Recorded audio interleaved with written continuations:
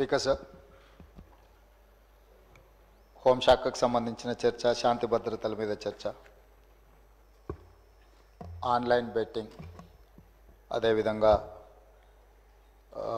ఈ బెట్టింగ్ యాప్లు, అదేవిధంగా ఆన్లైన్ రెమ్మీ, వీటికి సంబంధించిన విషయాల మీద కంటిన్యూస్గా సభలో చర్చ జరగడం, బయట ఆందోళనకరమైన పరిస్థితులు ఉండడం, సిద్దిపేట శాసనసభ్యులు హరీష్ రావు గారు ఆన్లైన్ బెట్టింగ్ మీద, అదేవిధంగా ఈ బెట్టింగ్ యాప్ల మీద, ఆన్లైన్ రమ్మీ గేమ్ల మీద ప్రభుత్వం చర్యలు తీసుకోవాలి. పేదలకు తీరని నష్టం జరుగుతుంది. పేదలు ఈ బెట్టింగ్ యాప్లతో బలవుతున్నారు, ఆత్మహత్యలు చేసుకుంటున్నారు, రకరకాల ఆందోళనలు చేపట్టడం జరిగింది, మాట్లాడడం జరిగింది.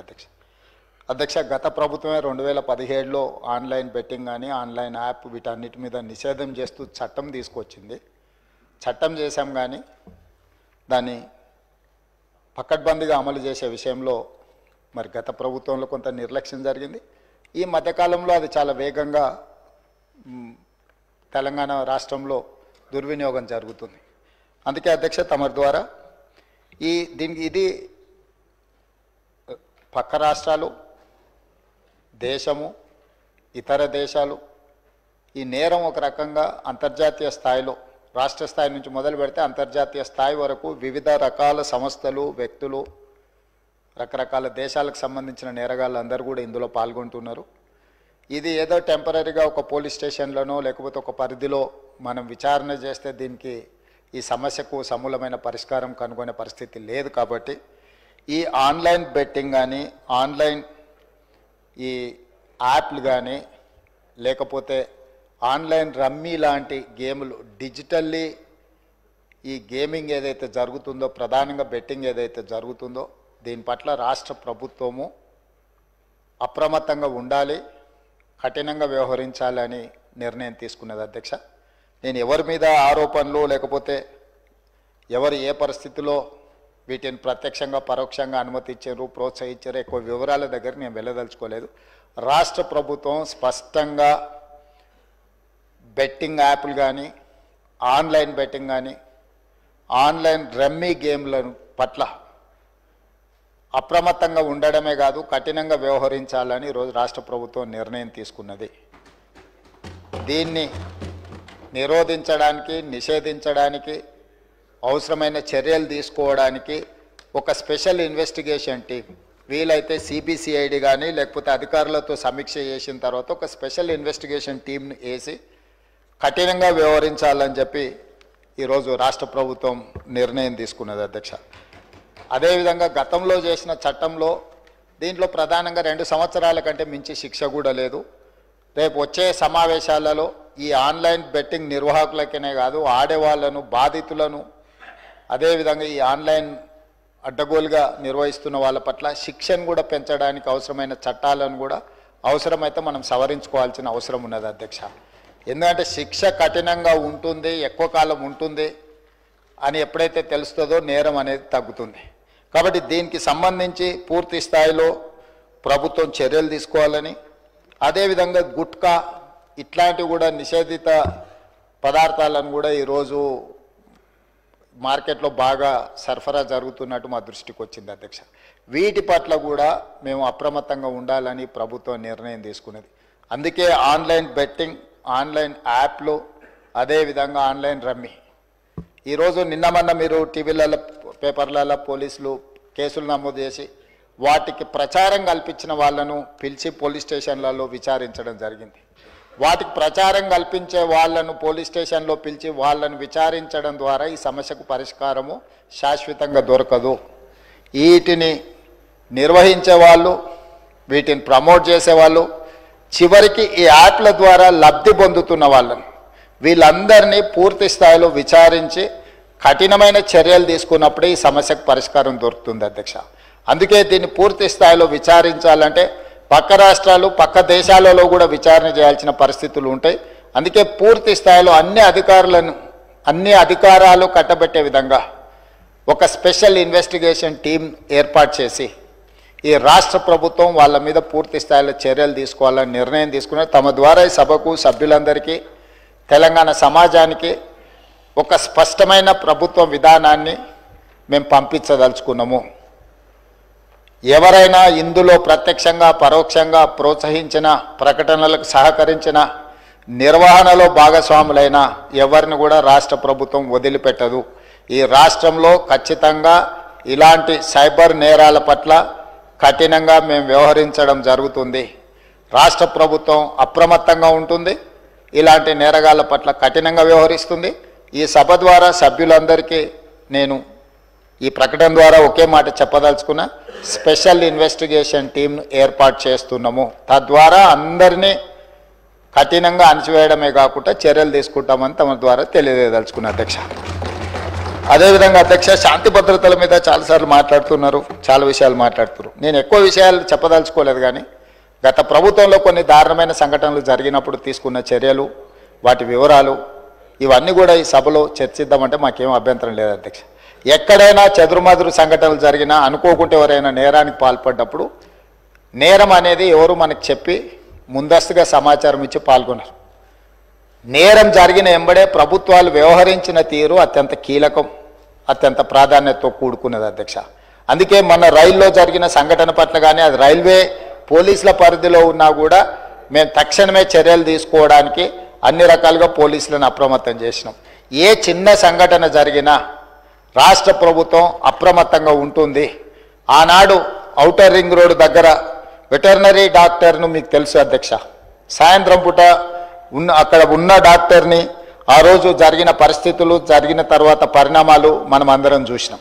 అదేవిధంగా అధ్యక్ష, న్యాయవాదులు వామన్ రావు గారు దంపతులు స్పష్టంగా కోర్టుకు వెళ్ళి మమ్మల్ని చంపుతారు, మమ్మల్ని చంపే ప్రక్రియలో ప్రభుత్వంలో ఉన్నవాళ్ళు, ప్రభుత్వానికి సంబంధించిన వాళ్ళే మమ్మల్ని చంపడానికి ప్రయత్నం చేస్తున్నారు, మాకు సెక్యూరిటీ ఇవ్వాలి అని చెప్పి హైకోర్టులో పిటిషన్ వేయడమే కాకుండా అక్కడ కోర్టులో కూడా వాదించి వస్తుంటే నడి బజార్లో నరికి చంపినారు అధ్యక్ష.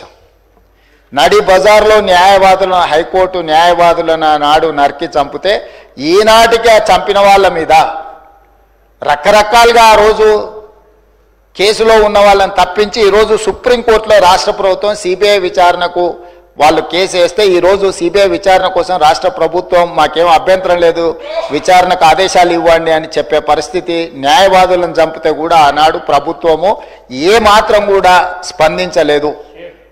అదే కాకుండా అధ్యక్ష, తమరికి తెలుసు సింగరేణి కాలనీ మహేశ్వరం నియోజకవర్గం వస్తుంది అనుకుంటా, మన సంతోష్ నగర్ అవతల చంపాపేట పక్కన 6 సంవత్సరాల బాలికను గంజాయి మత్తులో రేప్ చేసి మర్డర్ చేస్తే ఆనాటి ప్రభుత్వంలో ఎలాంటి చర్యలు తీసుకోలేదు అధ్యక్ష. అదేవిధంగా అధ్యక్ష, 2020 సంవత్సరంలో దేశంలోనే మహిళలపై జరిగిన అత్యాచారాలల్లో ఆనాటి రాష్ట్ర ప్రభుత్వం 4వ స్థానాన్ని సాధించింది అధ్యక్ష. తెలంగాణ రాష్ట్రం మహిళల మీద జరిగిన మొత్తం చిన్నారులపై వీళ్ళపై అగత్యాలు జరిగిన దాంట్లో ఎన్సీఆర్బీ ఇచ్చిన నివేదిక ప్రకారం రాష్ట్రం 4వ స్థానంలో ఉండే అధ్యక్ష. అదేవిధంగా అధ్యక్ష, ఇట్లాంటి ఒక్క దగ్గర కాదు, ఎన్నో సంఘటనలు. జూబ్లీ హిల్స్లో మైనర్ బాలికను పబ్లో నుంచి తీసుకెళ్ళి అక్కడికక్కడనే జూబ్లీ హిల్స్లో రేప్ చేస్తే, ఆ రేప్ చేసిన దాంట్లో టీఆర్ఎస్ నాయకుడి కుమారుడే అందులో ప్రత్యక్షంగా పాల్గొంటే ఆ రోజు వాళ్ళను కాపాడడానికి ప్రయత్నం చేసిండ్రు అధ్యక్ష. అదేవిధంగా అధ్యక్ష, వక్ఫ్ బోర్డ్ చైర్మన్ కొడుకే ఆ రోజు కేసులో ఉండడానికి కేసు కట్టడం జరిగింది అధ్యక్ష.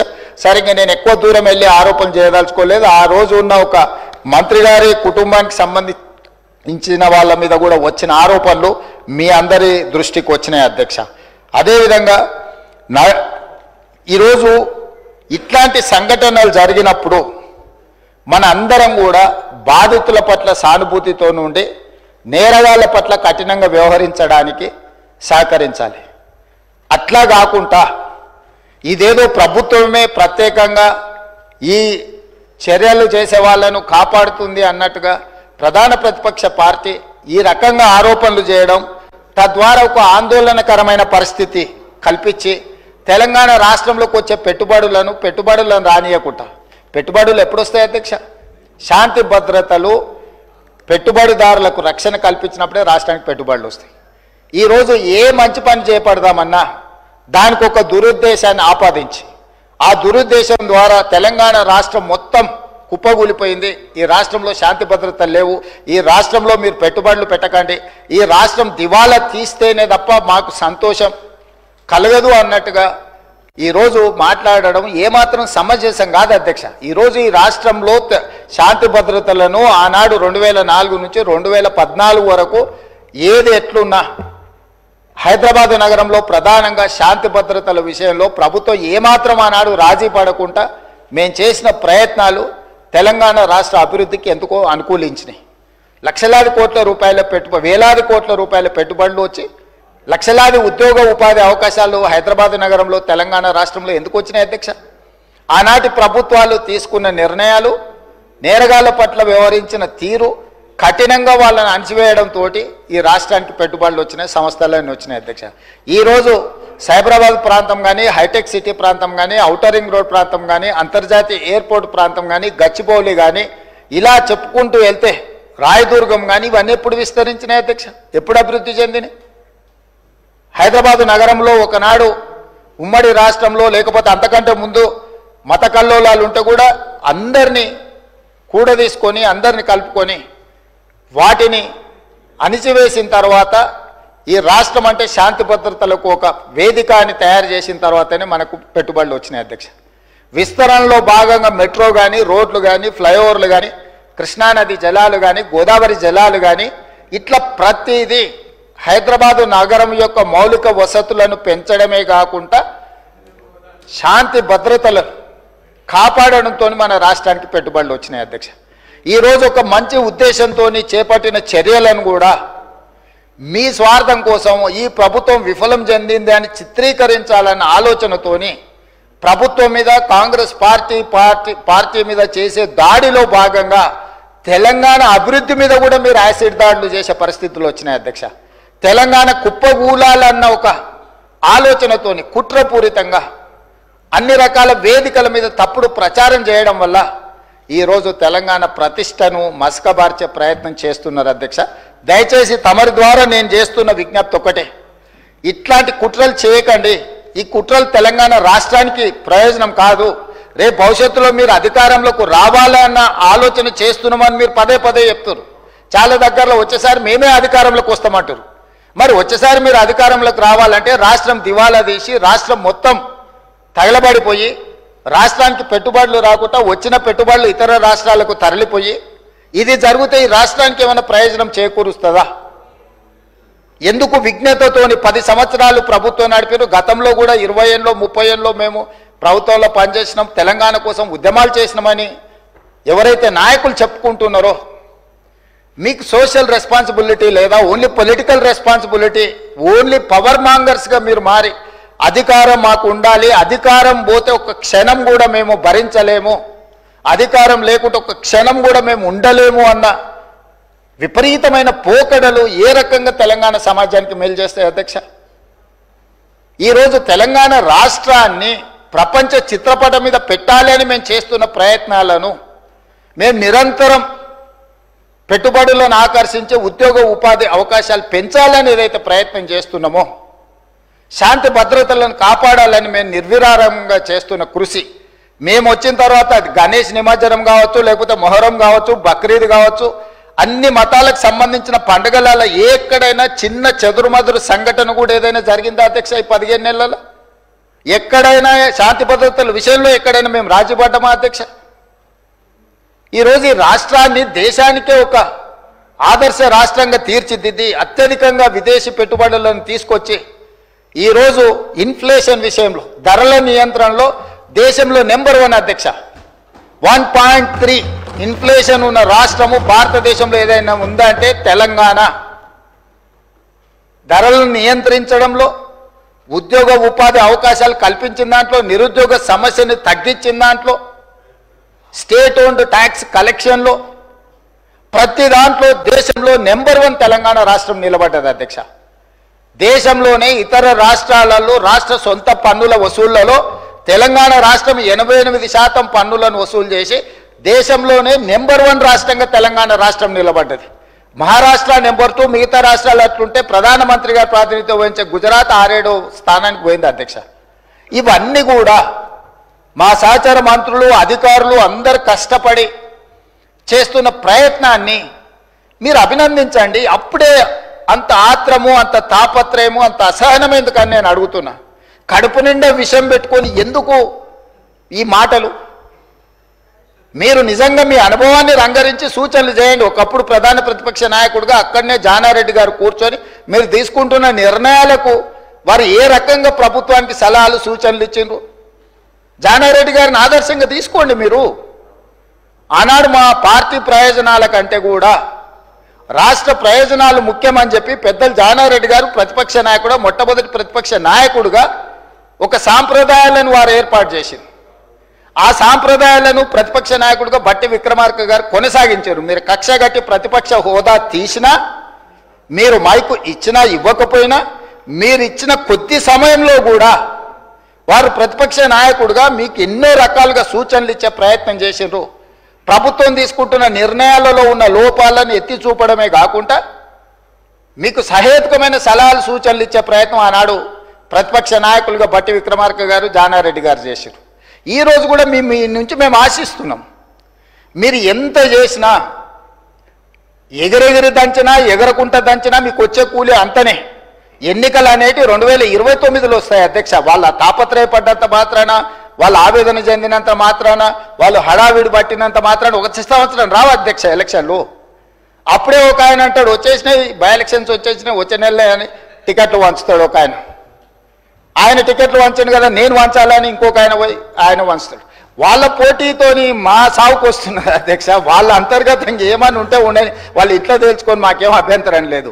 ఒక ఆయన పొద్దున్నే ప్రెస్ మీట్ పెడితే మధ్యాహ్నం ఒక ఆయన ట్విట్టర్లో పెడతాడు దాని కౌంటర్ పార్టీ. ఒక ఆయన ట్విట్టర్లో పెట్టగానే ఇంకొక ఆయన ప్రెస్ నోట్ రిలీజ్ చేస్తాడు. వీళ్ళిద్దరు ఇట్లా చేశారు కదా అని పెద్దల సభలో ఉన్న వాళ్ళు వాళ్ళ వైపు నుంచి వాళ్ళు అదే ప్రయత్నం చేస్తున్నారు. వాళ్ళ పోటీ రాష్ట్ర ప్రభుత్వానికి తలకాయ నొప్పిగా మారిపోయింది అధ్యక్ష. ఈరోజు అందుకే నేను ఒకటే విజ్ఞప్తి చేస్తున్నా అధ్యక్ష.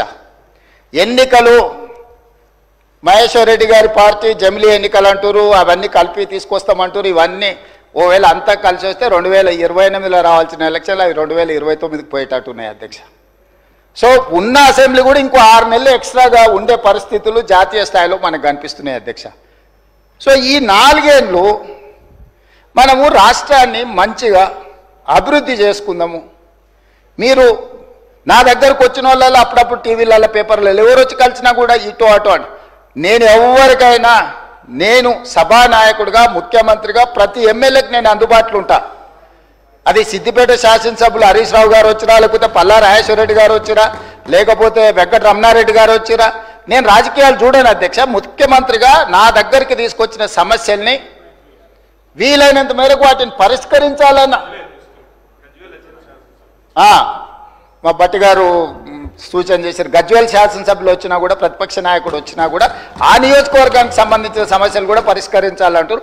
శాసనసభ నియోజకవర్గాలకు ప్రాతినిధ్యం వహించే ఎమ్మెల్యేలను నేను ఖచ్చితంగా ప్రజలు ఎన్నుకున్న ప్రతినిధులుగా వాళ్ళని గౌరవించే బాధ్యత నాది అధ్యక్ష. Just they can come as walking, just ఇట్లా నడుచుకుంటూ వచ్చి ముఖ్యమంత్రికి ఏదైనా రిప్రజెంటేషన్ ఇవ్వచ్చు. దానికి అనవసరమైన రాజకీయాలు ఆపాదించాల్సిన అవసరం లేదు అధ్యక్ష. మీరు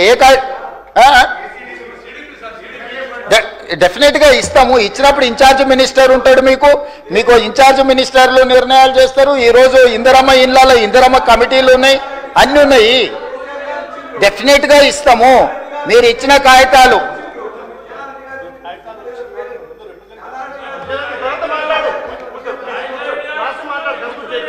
నిన్నగాక మొన్న పద్మారావు గారు వచ్చిండ్రు, సికింద్రాబాద్ శాసనసభ్యులు. ఆయన నియోజకవర్గానికి సంబంధించిన కాలేజీలు ఇతర నిర్మాణాలకు సంబంధించిన నిధుల గురించి వచ్చిండ్రు. అక్కడికక్కడనే నేను ఆదేశాలు ఇచ్చి ఎంబడే ఆ పనులను మొదలుపెట్టాను అని చెప్పిన. కృష్ణమోహన్ రెడ్డి గారు వచ్చిండ్రు. గద్వాల ప్రాంతం గట్టు మండలము అత్యంత వెనుకబడ్డ మండలము, డార్క్ మండలం. గద్వాల ఏరియాల one of the backward area. వారు వచ్చిండ్రు ప్రాజెక్టులు కట్టాలన్నారు. ఇచ్చిన యాదయ్య గారు వచ్చారు చేవెళ్ళ నుంచి, వారికి చేసిన మిత్రుడు ప్రభాకర్ రెడ్డి గారు కుటుంబంలో శుభకార్యం ఉంది రావాలని వెడ్డింగ్ కార్డు ఇచ్చిండు. నేను ఎవరినైనా వెళ్ళాను, కలిశాను, ఆశీర్వదించి వచ్చిన. మంచిని మంచి అంటాము, చెడును చెడు అంటాము. మా మైండ్లలో చెడు లేదు. మీరు మైండ్ లేదని ఉన్నా దాన్ని తగ్గించుకోండి. 10 సంవత్సరాల అనుభవం తర్వాత ప్రజలు ఇచ్చిన తీర్పు మనకు కొంత కనువిప్పు కలిగించాలి. అది కాకుండా మనం ఎంతసేపు ఉన్నా ఎదురుగున్నోళ్ళని బద్నాం చేయడం ద్వారా మనం మంచోళ్ళం అవుదామని అనుకుంటే కుదరదు అధ్యక్ష. ప్రజలు విఘ్నులు. మమ్మల్ని బద్నాం చేసినంత మాత్రాన మీరు మంచోళ్ళు కాలేరు. మీరు మంచుకుంటే మంచోళ్ళు అవుతారు.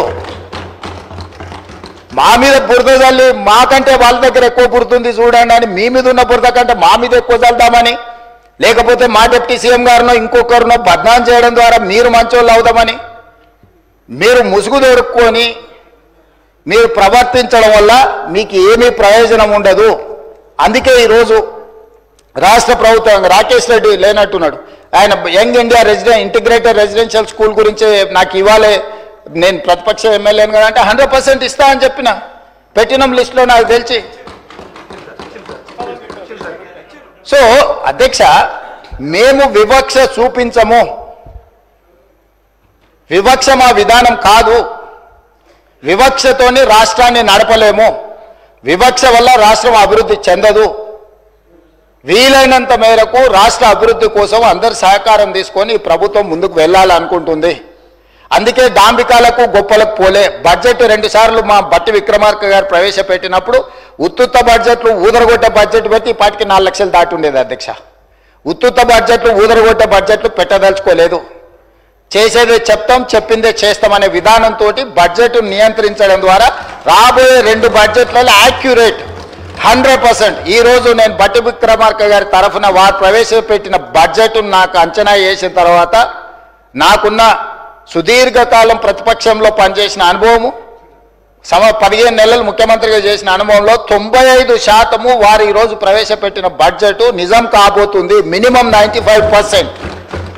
Whereas 2014 to 2023 go through all 10 budgets.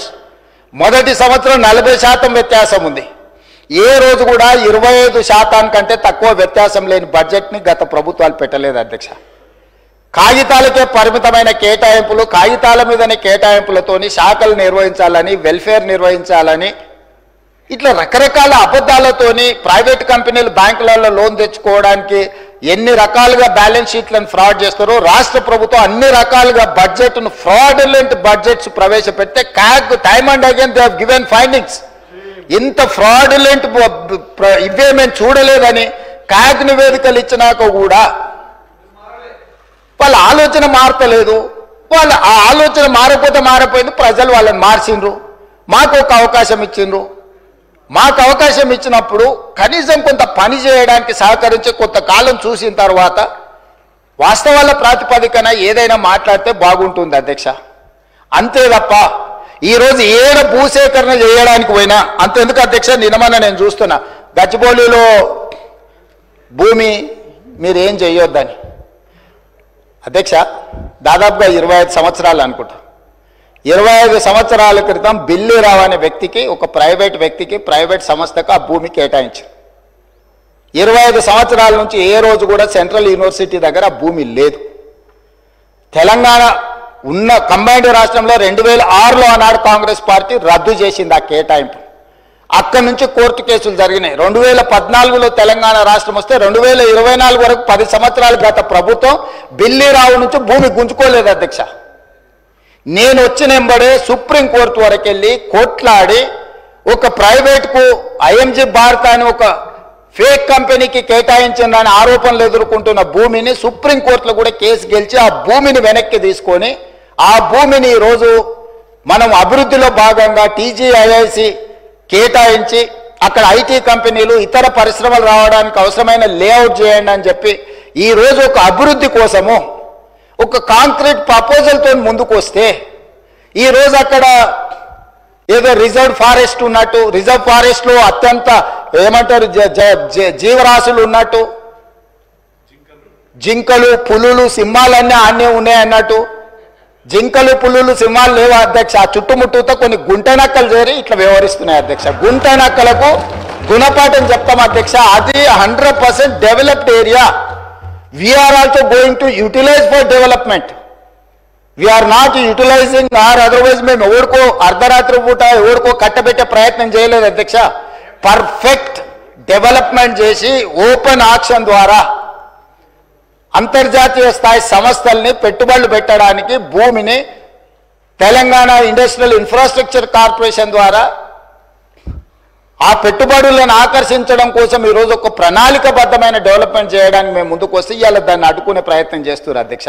నేను ఒకటే మాట అడుగుతున్నా అధ్యక్ష. 10 సంవత్సరాల మీద అధికారంలో ఉన్నప్పుడు ఐఎంజీ భారత బిల్లీరావు అనే ఆయన దగ్గర భూమి ఉన్నప్పుడు మీకు బాధ లేదు, దుఃఖం లేదు, ఆ భూమిని వెనక్కి తీసుకురావాలని ఆలోచన లేదు.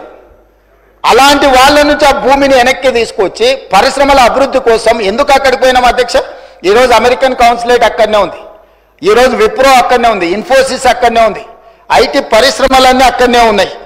అట్లాంటివి చాలా పరిశ్రమలు ఉన్నాయి అక్కడ. అది ఫైనాన్షియల్ డిస్ట్రిక్ట్. ఆ ఫైనాన్షియల్ డిస్ట్రిక్ట్ని ఇంకా కొంచెం ఎక్స్పాండ్ చేస్తే అంతర్జాతీయ స్థాయిలో పెట్టుబడులను ఆకర్షించుంటాడని అని చెప్పి ఈరోజు అక్కడ దాన్ని విస్తరించే ప్రయత్నంలో భాగంగా ఈరోజు పోయినాం అధ్యక్ష. పరోక్షంగా కోర్టులో పిఐఎల్ చేపిస్తారు, పరోక్షంగా పిల్లల్ని రెచ్చగొడతారు, యూనివర్సిటీ ల్యాండ్ తీసుకున్నారని. ఐఎంజీ భారత్కు పోయినప్పుడు లేని బాధ ఈరోజు టీజీఐఎస్సి పరిశ్రమలను నెలకొల్పడానికి పెట్టుబడులు పెట్టడానికి వేల లక్షల ఉద్యోగ అవకాశాలు కల్పించడానికి ప్రయత్నం చేస్తుంటే ఎందుకు అభ్యంతరం పెడుతున్నారు అధ్యక్ష? ఎందుకు అంటే ఇంత సింపుల్ లాజిక్. అంటే రేపు పొద్దుగాల మీరు ఏ పరిశ్రమల కోసం భూమి సేకరించరా? ఏ రోడ్ల కోసం విస్తరించడానికి మీరు భూములు సేకరించరా? ఈ రాష్ట్రంలో పరిశ్రమలు రావద్దా? ఈ రాష్ట్రంలో పెట్టుబడులు ఎవరు పెట్టొద్దా? ఈ రాష్ట్రంలో చదువుకున్న నిరుద్యోగులకు ఉద్యోగ ఉపాధి అవకాశాలు ఇవ్వొద్దా? యూనివర్సిటీకి ఏం సంబంధం అధ్యక్ష భూమి? ఆ భూమి ఐఎంజీ భారత్ అని బిల్లీరావుకు కట్టబెట్టిన భూమి 25 సంవత్సరాల తర్వాత ఈ ప్రభుత్వం ఏర్పడిన తర్వాత, ప్రజాప్రభుత్వం ఏర్పడిన తర్వాత సుప్రీంకోర్టులో కొట్లాడి వేల కోట్ల రూపాయల భూమిని వెనక్కి తెచ్చింది నేను అధ్యక్ష. సుప్రీంకోర్టులో ఉద్దండులైన న్యాయవాదులను పెట్టి వాదింపజేపించి సుప్రీంకోర్టులో గెలిచి ఆ భూమిని వెనక్కి తీసుకొని ఈరోజు ఎవరికో అర్ధరాత్రి పూట కట్టబెట్టకుండా పరిశ్రమలు ఐటీ పార్కులు చేయాలని, మల్టీ జోను మిక్స్డ్ యూజ్ కోసం చేయాలని చెప్పి ఒక మంచి ఉద్దేశంతో వస్తే దాన్ని కూడా అడ్డుకుంటారు. లేకులు రాక్లు ఉన్నాయేంటివి? లేకులను రాక్లను ఆక్రమించుకున్నది ఎవరు? ఎందుకు ఇవన్నీ వీళ్ళు ఈరోజు అడ్డం పడుతున్నారు ఏంది అనేది నేను అది ఇంకో సందర్భంలో వివరాలు చెప్తా అధ్యక్ష. అదేవిధంగా అధ్యక్ష హరీష్ రావు గారిని చూస్తే అప్పుడప్పుడు మళ్ళీ ఆయన నా పేరు తీసుకున్నాడు అంటారు. పేరు ఎందుకు తీసుకోవాల్సిందంటే నువ్వు నిన్న మాట్లాడిన దాని మీద వాళ్ళ పేరు తీసుకుంటున్నా. ఆమన్గల్ మా అత్తగారు ఊరు అంటే నేను అత్తగారు ఊరికి రోడ్డు వేసుకుంటున్నాను. అత్తగారు వాళ్ళ ఊరు వదిలి 5 దశాబ్దాలు అయింది అధ్యక్ష. అత్తగారు వాళ్ళ ఊరు వదిలేసి 5 దశాబ్దాలు అయింది. ఫ్యూచర్ సిటీని వాళ్ళు పరిశ్రమల కాలుష్యంతో మొత్తం రంగారెడ్డి జిల్లాను సర్వనాశనం చేయాలని కుట్రపూరితంగా అత్యంత కలుషితమైన ఫార్మా కంపెనీలను అక్కడ పెడుతుంటే కలుషితమైన ఫార్మా కంపెనీలు అన్నిటిని ఒక దగ్గర కూడబెడితే అంతర్జాతీయ ఎయిర్పోర్ట్ కూడా కుప్పకూలుతుందని చెప్పి దాన్ని జాగ్రత్తగా జీనోమ్ వ్యాలీ ఏ విధంగా డిజైన్ చేసినామో అట్లా చేయడమే కాకుండా ఏమాత్రం కలుషితం లేని పరిశ్రమలకు భూములు కేటాయించాలి, దానికి అంతర్జాతీయ ప్రమాణాలు ఉండాలి, నెట్ జీరో సిటీ చేయాలి, ఏఐ హబ్ చేయాలా, స్పోర్ట్స్ హబ్ చేయాలా, ఎడ్యుకేషనల్ హబ్ చేయాలా, ఇట్లాంటివన్నీ మేము పెడితే వాటిని అడ్డుకోనికి ఆ రోడ్ అక్కడికి తీసుకెళ్ళి అధ్యక్ష రోడ్ ఆమన్గల్ కోసం వేయలేదు అధ్యక్ష, రోడ్ అత్తగారు ఊరికి వేయలేదు అధ్యక్ష. మా అత్తగారు వాళ్ళు రోడ్డు కావాలంటే సొంత పైసలతోనే అంతకంటే పెద్ద రోడ్డు వేసుకున్నట్టు అంత శ్రీమంతులే అధ్యక్ష. వాళ్ళు ఏమంత పేదోళ్ళు కాదు. నేను రోడ్డు వేస్తే వాళ్ళు బాగుపడేటంత పరిస్థితి ఏం లేదు. మా అత్తగారు వాళ్ళు ఎవరో మీకు కూడా బాగా తెలుసు అధ్యక్ష. అధ్యక్ష ఔటర్ రింగ్ రోడ్ నుంచి రీజనల్ రింగ్ రోడ్ ఎక్కడైతే వస్తుందో ఈ రెండింటి మధ్యలో రేడియల్ రోడ్స్ ఒక్కటి కాదు అధ్యక్ష, 11 రోడ్లు డెవలప్ చేయాలని ఈరోజు ప్రతిపాదనలు తెచ్చినాము. ఇవాళ ఒక్కటే మేము అక్కడ కొంగర కళా నుంచి ఎగ్జిట్ రోడ్లో తీసుకొని ఫ్యూచర్ సిటీని టచ్ చేసుకుంటా 90 డిగ్రీస్ స్ట్రైట్గా తీసుకున్నాం. నేను స్ట్రైట్గా హరీష్ రావు గారిని నేను అడుగుతున్నా సూటిగా, ఇంకొక ఆయనకైతే సరే ఆయనకు నేను మాట్లాడేది అర్థమైతే అర్థం కాదో నాకు తెలియదు కానీ వారు ఇక్కడనే ఉన్నారు కాబట్టి వారిని అడుగుతున్నా. ఈరోజు అభివృద్ధి వద్దా? రీజనల్ రింగ్ రోడ్డు నిర్మించాలనా వద్దా? రేడియల్ రోడ్స్ వేయాలనా వద్దా? ఫ్యూచర్ సిటీ కట్టాలనా వద్దా? మూసి రిజిన్యువేషన్ ప్రాజెక్టు, మూసి పునరుద్ధరణ ప్రాజెక్టును చేపట్టాలనా వద్దా? పరిశ్రమల కోసం భూములు సేకరించి పరిశ్రమలకు కేటాయించి తద్వారా పెట్టుబడులను ఆకర్షించి తద్వారా రాష్ట్రాన్ని అభివృద్ధి చేయాలనా వద్దా? 10 సంవత్సరాలు ప్రభుత్వాన్ని నడిపిన మీరు, 10 సంవత్సరాలు తెలంగాణను ప్రపంచానికి ఒక మోడల్గా డెవలప్ చేసిన మన మీరు ఎక్కడ కూడా భూమి సేకరించకుండానే మీరు చేసిండ్రా? ఈరోజు మీరు మల్లన్న సాగర్ బాధితులకు, మల్లన్న సాగర్ భూ నిర్వాసితులకు మీరు చేయాలంటున్నారు. మల్లన్న సాగర్ భూమి ఎవరు సేకరించారు అధ్యక్ష? అధ్యక్ష, ఎవరి ఫామ్ హౌస్ దగ్గర ఈరోజు వారు అడిగితే నేను విచారణకు ఆదేశించడానికి సిద్ధంగా ఉన్నా అధ్యక్ష. కొండపోచమ్మ ప్రాజెక్టు నుంచి ఫామ్ హౌస్లకు డైరెక్ట్గా కాలువలు తీసుకున్న వాళ్ళు ఎవరు? ఈరోజు కట్టుకున్న రిజర్వాయర్లు అది రంగనాయక సాగరా, లేకపోతే కొండపోచమ్మనా, లేకపోతే మల్లన్న సాగరా? ఎవరు భూములు కొనుక్కున్నారు? ఎవరు ఫామ్ హౌజులు కట్టుకున్నారు? ఎవరి ఫామ్ హౌజులకు ఆ రిజర్వాయర్ల నుంచి నీళ్లు పోతున్నాయి? రోడ్లు ఎవరు వేసుకున్నారు? ఈరోజు నాకు కానీ నా కుటుంబ సభ్యులకు కానీ నేను ప్రభుత్వం వచ్చిన తర్వాత 1 ఇంచు భూమి అయినా ఎక్కడైనా మేము కొనుక్కున్నామా? అది ఫ్యూచర్ సిటీ కాదు, 4 బ్రదర్ సిటీ అని. 4 crore brother and sisters city అధ్యక్ష. 4 కోట్ల తెలంగాణ సోదరులు సోదరీమణుల యొక్క సిటీ అధ్యక్ష. That is our future. ఆనాడు చంద్రబాబు నాయుడు గారు మొదలుపెట్టిన సైబరాబాద్ డెవలప్మెంట్ అథారిటీని రాజశేఖర రెడ్డి గారు కొనసాగించి, రాజశేఖర రెడ్డి గారు రాజకీయ కక్షాపూరితమైన ఆలోచనలు చేయొద్దు, అభివృద్ధిలో ఎవరు మొదలుపెట్టినా దాన్ని కొనసాగించాలని రాజశేఖర రెడ్డి గారు నిర్ణయం తీసుకొని చంద్రబాబు నాయుడు గారు 200 ఫీట్లతో మొదలుపెట్టిన ఔటర్ రింగ్ రోడ్డును 500 ఫీట్లకు పెంచడమే కాదు, ఆనాడు పెద్దలు దేవేందర్ గౌడ్ గారు శంషాబాద్లో మొదలుపెట్టిన అంతర్జాతీయ ఎయిర్పోర్టు ప్రతిపాదనను రాజశేఖర రెడ్డి గారు కొనసాగించుండు. రాజశేఖర రెడ్డి గారు ఆనాడు ఐటీ కానీ ఫార్మా కానీ నేదురుమల్లి జనార్దన్ రెడ్డి గారు మొదలుపెట్టిన హైటెక్ సిటీ ఫౌండేషన్, రాజీవ్ గాంధీ గారిని ఆదర్శంగా తీసుకొని మొదలుపెట్టిన హైటెక్ సిటీని చంద్రబాబు నాయుడు గారు కొనసాగించారు. చంద్రబాబు నాయుడు గారు కొనసాగించిన దాన్ని రాజశేఖర రెడ్డి గారు విస్తరించారు. ఏ రోజు కూడా కక్షాపూరితమైన ఆలోచనలతోని మేము వ్యవహరించలేదు అధ్యక్ష. గత ప్రభుత్వం ఏదైనా చేసి ఉంటే మేము ఇది మంచి చేసినాం కొనసాగించండి అని మీరు అక్కడి నుంచి మాకు సూచన చేయండి. నేను ముఖ్యమంత్రి అయినప్పుడు ఇదే సభలో చెప్పిన అభివృద్ధి విషయంలో మాకు భిన్న అభిప్రాయాలు లేవు. గత ప్రభుత్వం ఏదైనా మంచి చేసి ఉంటే ఆ మంచిని కొనసాగిస్తామని ఇక్కడి నుంచే నేను స్పష్టంగా చెప్పిన. మీ సుదీర్ఘమైన అనుభవాన్ని ఉపయోగించి రాష్ట్ర ప్రభుత్వానికి సూచన చేయండి.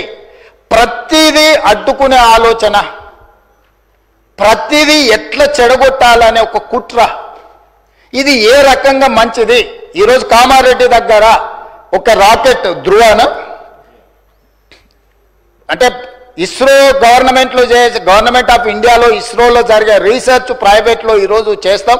కామారెడ్డి దగ్గర మాకు ల్యాండ్ కావాలని అంటే ఒక దేశానికి సంబంధించి ప్రపంచంతోనే పోటీ పడే రాకెట్ సైన్స్ తయారు చేసే వాళ్ళకి మేము కామారెడ్డిలో ఉన్న ఎమ్మెల్యే ఎవరు అధ్యక్ష? ప్రతిపక్షానికి సంబంధించిన ఎమ్మెల్యే. అంత మంచి సంస్థను అక్కడికి పంపించాలని ఎందుకు అనుకుంటున్నాం అధ్యక్ష?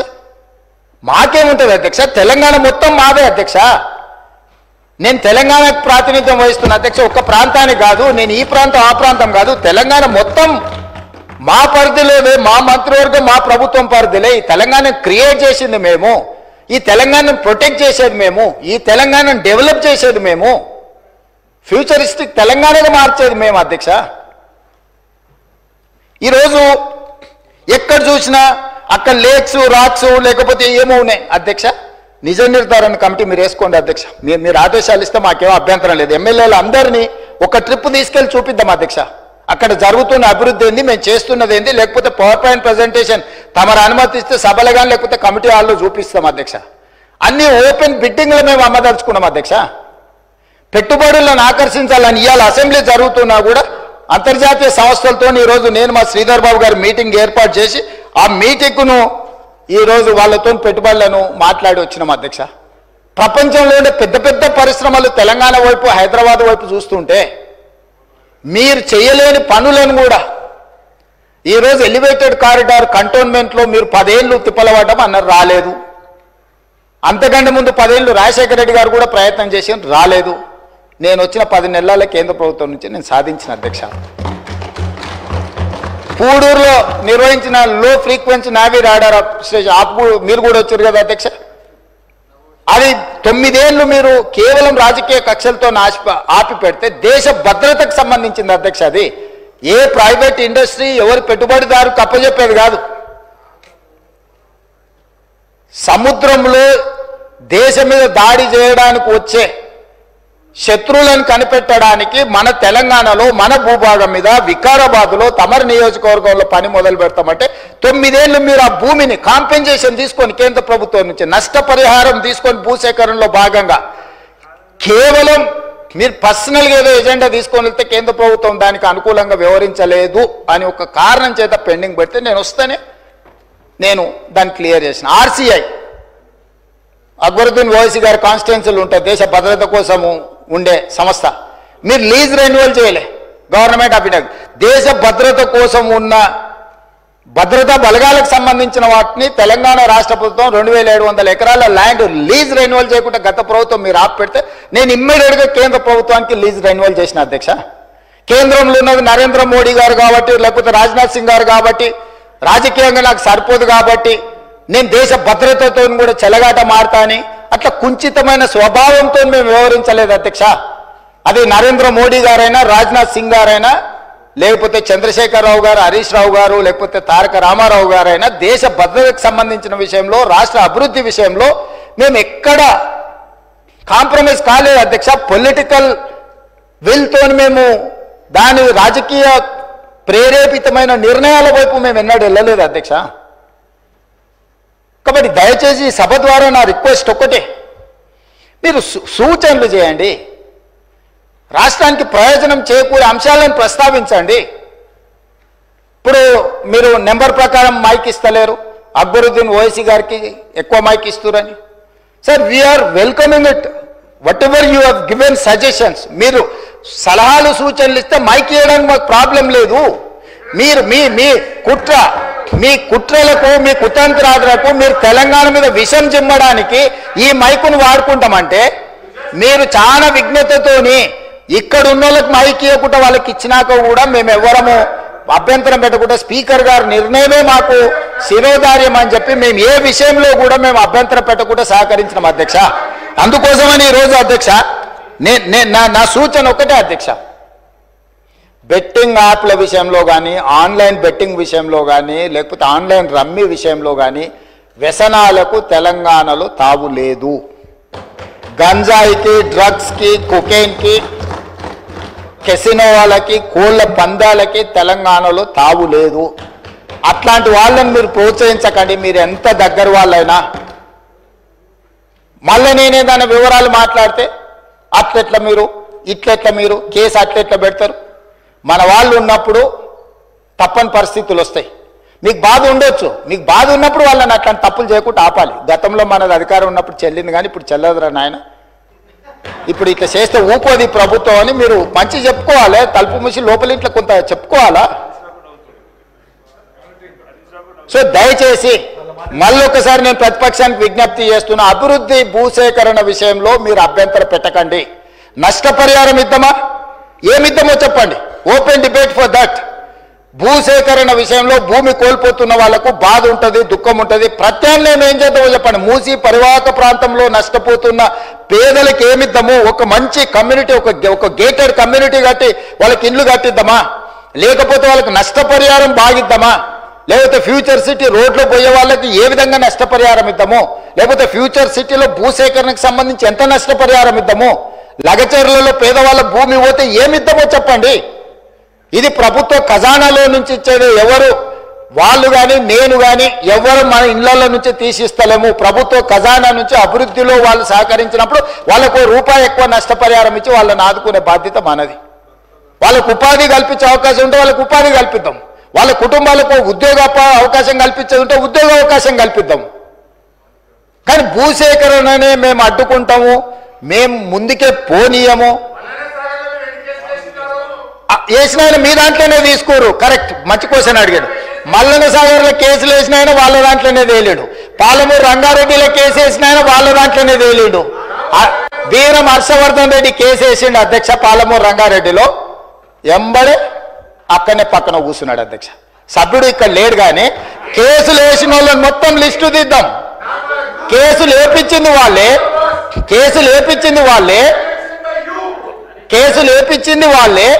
చేర్చుకునేది వాళ్ళే. రాష్ట్ర అభివృద్ధిని అడ్డుకునేవాడు, కేసులు వేసి అడ్డుకున్న వాళ్ళను మీరు ఎట్లా కండువ కప్పారు అధ్యక్ష? ఎట్లా పార్టీలో చేర్చుకున్నారు? బీఫామ్ ఎట్లా ఇచ్చిండ్రు అధ్యక్ష? మళ్ళీ ఎలక్షన్లో ఎట్లా ఇచ్చిండ్రు అధ్యక్ష? అంటే ఇప్పుడు ఎట్లా మాట్లాడతారంటే 2014 నుంచి ఒకే చట్టం ఉంది కదా అధ్యక్ష. స్పీకర్ పదవి ఉంది, విప్పు పదవి ఉంది, ప్రతిపక్షమే ఉంది. ఆనాడు ఎమ్మెల్యేలు మారితే మీరు మంత్రులు చేశారు, కనీసం మేము అట్లా కూడా చేయలేదు. మారలేదట వాళ్ళు, మేము మారనే లేదు, ముఖ్యమంత్రిని అభివృద్ధిలో కలిసి వచ్చినామంటారు. మీరు మంత్రులు చేసిన వాళ్ళు డిస్క్వాలిఫై కాలేదు, ఉప ఎన్నికలు రాలేదు. బాజాప్తా గవర్నర్ దగ్గర పోయి మంత్రులే చేసి 5 ఏళ్ళు మంత్రి, 10 ఏళ్ళు, ఒక ఆయన 8.5 ఏళ్ళు, మా అక్క 4.5 ఏళ్ళు మంత్రి చేసింది. ఎన్నడూ ఉప ఎన్నికలు రాలే. కానీ ఇప్పుడు ఉప ఎన్నికలు వస్తాయి, వచ్చే వారమే ఉప ఎన్నికలు అంటారు అధ్యక్ష. ఎట్లా వస్తాయి అధ్యక్ష? చట్టం మారలే, న్యాయం మారలే, స్పీకర్ ఆఫీసు సేమే ఉంది, పాలకపక్షం ప్రతిపక్షం అట్లనే ఉంది, రాజ్యాంగం అసలే మారలేదు. ఇంకెట్లొస్తాయి అధ్యక్ష ఉప ఎన్నికలు? నాకు అర్థం కాలేదు. ఏ రాజ్యాంగం ప్రకారం వస్తాయి అధ్యక్ష? డాక్టర్ బాబాసాహెబ్ అంబేద్కర్ గారు రచించిన రాజ్యాంగం ప్రకారము గత అనుభవాల దృష్ట్యా ఎప్పుడు కూడా పార్లమెంట్ ప్రాక్టీసెస్ అండ్ ప్రొసీజర్స్ అని ఉంటాయి అధ్యక్ష. చట్టంలో గ్రే ఏరియా ఉన్నప్పుడు గతంలో ఎలాంటి విధి విధానాలను ఆచరించారు, సాంప్రదాయాలు ఎట్లున్నాయని చూస్తారు అధ్యక్ష. 2014 నుంచి 2019, 2019 నుంచి 2023 వరకు ఏ సాంప్రదాయాలను సభ ఆచరించిందో అచ్చం గదే సాంప్రదాయాలను మనం ఆచరిస్తాం అధ్యక్ష. అంతే కదా అధ్యక్ష? తమరైనా నేనైనా సేమ్ సాంప్రదాయాలనే ఆచరిస్తాం కదా అధ్యక్ష. సో అందుకోసమని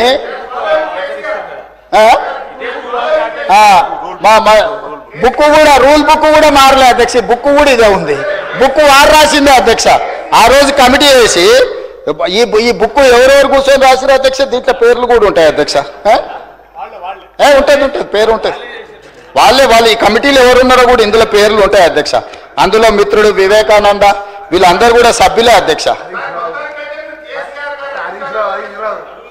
మేమేం అడుగుదాడలో నడతలేను, ఆయన అడుగుల్లో నడుస్తాం, మడుగులో పడతాం. ఆయన అడుగులో నడుస్తామంటే మడుగులో పడతాం, సడుగులు ఇరుగుతాయి అధ్యక్ష. అట్లాంటి వాటి చేయం అధ్యక్ష. సాంప్రదాయాలను పాటిస్తామని అంటున్నాం అధ్యక్ష. ఈ సభ కొన్ని సాంప్రదాయాల ప్రాతిపదికన సభ నడుస్తుంది అధ్యక్ష. నేనున్న సభ్యులందరికీ, ఇక్కడున్న మిత్రులకు, సభ్యులకు, ఆశించుటలకు ఒక ఆయన అయితే ఆల్రెడీ నేను అభ్యర్థి ఆయన ప్రచారం తిరుగుతుండు. పాపం ఆయన అమాయకుడు. ఉన్న మంత్రి పదవి ఊడవిక్కిరు, పంచగట్టుకుర్రు. ఆయన నానాడు మా ముందర నువ్వు పంచగట్టుకొని తిరుగుతావని ఓ ఉప ముఖ్యమంత్రినే తీసేసిర్రు. ఎందుకంటే కొంచెం మంచిగా డ్రెస్ అయితే కూడా వాళ్ళకి నచ్చక ఆ రోజు నేను చెప్పిన రోజు ఆయనకు, ఆ రోజు నాకు మంచి మిత్రుడే అప్పట్లో, అరే నువ్వు ఇంత మంచిగా కడక్ తయారై ఇట్లా చేసి నువ్వు సభలోకి వస్తే ఉద్యోగం ఊడుతుందన్న సరిగ్గా నెల తిరిగేటప్పటికి ఉద్యోగం ఊడిపోయింది అధ్యక్ష. ఇప్పుడు ఆయననే అమాయకుడు ఈ పాపము వచ్చేసింది, వచ్చే వారమే ఎలక్షన్ అని తిరుగుతున్నాడు అధ్యక్ష.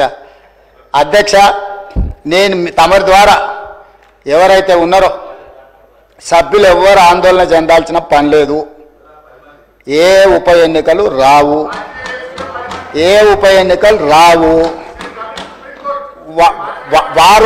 వారి ఉప ఎన్నికలు వారు కోరుకున్నా రావు. ఎందుకంటే ఒకవేళ వారు ఇటొచ్చినా అటొచ్చినా ఎటొచ్చినా ఏ ఉప ఎన్నికలు రావు. అక్కడ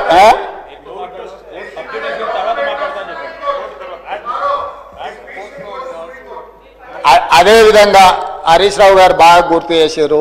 విషయం సుప్రీంకోర్టులో ఉంది. ఆ సుప్రీంకోర్టులో సబ్జుడిస్ అయిన విషయంలో లోపల నేను మాట్లాడితే కొంత ప్రొటెక్షన్ ఉంది, కానీ బయట మాట్లాడే వాళ్ళకి ఎవరికి ప్రొటెక్షన్ ఉండదు. This house is immune for certain laws. ఈ సభలో మనం కొన్ని విషయాలు ప్రస్తావించవచ్చు. సభకు రక్షణ ఉంది తమ నాయకత్వంలో. కానీ సభ బయట ఉప ఎన్నికలు వస్తాయి, అయిపోయింది, వచ్చే వారమే ఎన్నికలు, మళ్ళవారమే ఎన్నికలు, ఇదంతా ఉత్తదే అధ్యక్ష. అదేంది జరిగేది లేదు, పోయేది లేదు, ఎవరు ఆందోళన చెందాల్సిన పని లేదు. ఎందుకంటే ఉప ఎన్నికల మీద మనం దృష్టి పెట్టాల్సిన అవసరం లేదు.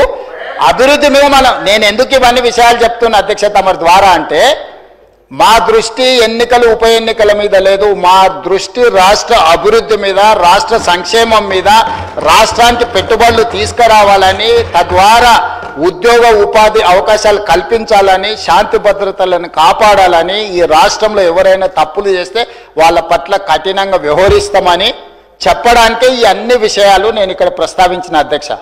అంతకుమించి వేరే విషయం లేదు. అందుకే ప్రతిపక్ష పార్టీకి నేను సూచన చేస్తున్నా, మీ పట్ల మాకేం ద్వేషం లేదు, మాకెందుకు ఉంటుంది? ప్రజలు మిమ్మల్ని శిక్షించిండ్రు. ఇప్పుడు మీరు ఒక బాధ్యతతో కూడుకున్న సలహాలు సూచనలు ఇవ్వండి, తప్పకుండా వాటిని అమలు చేస్తాము. ఉప ముఖ్యమంత్రి గారు ప్రవేశపెట్టిన బడ్జెట్లో చాలా సహేతుకత ఉన్నది. మిగతా విషయాలు, చట్టాలు, సాంప్రదాయాలు మా శ్రీధర్ బాబు గారు అనుభవజ్ఞులు, ఎప్పటికప్పుడు బుక్ చూపిస్తూనే ఉన్నాడు, విషయాలు చెప్తూనే ఉన్నాడు. కాబట్టి దయచేసి అందరికీ నేను అడిగేది, అదేవిధంగా అక్బరుద్దీన్ ఓవైసీ గారు కూడా కొన్ని అంశాలను ప్రస్తావించారు, నేను వాటిని డీటెయిల్గా మాట్లాడతాను.